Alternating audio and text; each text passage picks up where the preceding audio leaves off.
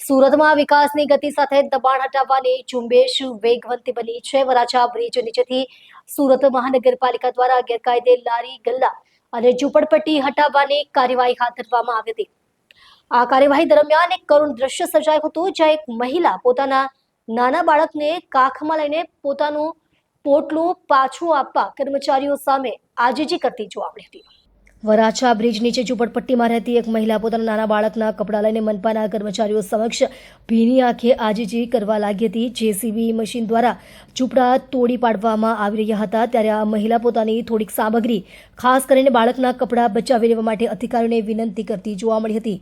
નજરે જોનારે જણાવ્યું કે મહિલા પોતાના બાળકને ખોળામાં લઈને કર્મચારીઓ પાસે પહોંચી ગઈ હતી અને રડમસ સ્વરે કહ્યું હતું કે મારા બાળકના કપડાં તો કાઢી લેવા દો, બસ બીજું બધું જાય તો જવા દો.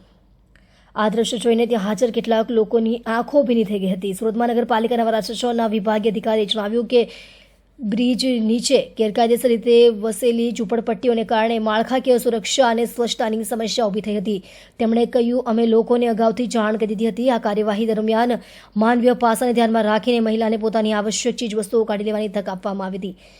મહાનગરપાલિકાના આ કાર્યવાહી બાદ સ્થાનિક રાજકીય પક્ષો અને સામાજિક સંગઠનો દ્વારા વિસ્થાપિત થયેલા પરિવારો માટે વૈકલ્પિક વ્યવસ્થા કરવાની માંગ ઉઠી છે. જોકે મનપા વહીવટીતંત્રનું કહેવું છે કે શહેરની સૌંદર્યીકરણ અને ટ્રાફિક સમસ્યા નિવારણ માટે આવી કાર્યવાહી અનિવાર્ય છે અને ભવિષ્યમાં પણ તે ચાલુ જ રહેશે.